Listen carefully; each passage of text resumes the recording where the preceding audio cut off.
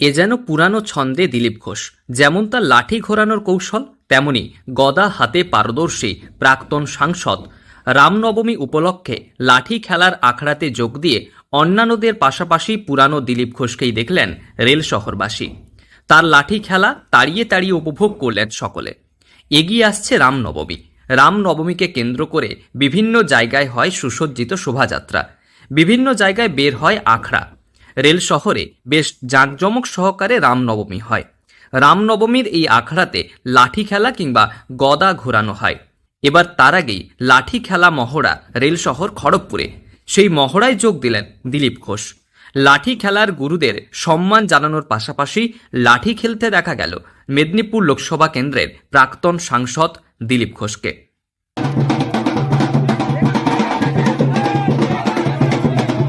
हमारे पूर्वजों ने जो अखाड़ा का निर्माण किया था, अपना शौर्य दिखाने के लिए अखाड़ा है, अपने धर्म और संस्कृति को रक्षा करने के लिए अखाड़ा है। और हाथ में तलवार, भाला, गदा, लाठी लेकर हम निकलते हैं और अपना शौर्य प्रदर्शन करते हैं। कहीं विजयादशमी में होता है, कहीं रामनवमी में होता है। तो संस्कृति, परंपरा, मंदिर, मातृशक्ति का रक्षा करेंगे, इसलिए हमें ताकत दिखाना है, अखाड़ा निकालना है। हर साल हम लोग थोड़ा सा प्रैक्टिस करते हैं और अखाड़ा निकालते हैं, लेकिन कोई 5 बजे, कोई 7 बजे, कोई 9 बजे निकलता है, जहां सम्मानित किया जाता है राम मंदिर के पास। कई लोग 12 মাসে 13 পার্বণের মধ্যে অন্যতম রামনবমী দেশের বিভিন্ন জায়গার পাশাপাশি বেশ ধুমধাম করে রেল শহর খড়গপুরে পালিত হয় রামনবমী। এদিন বের হয় সুসজ্জিত আখড়া।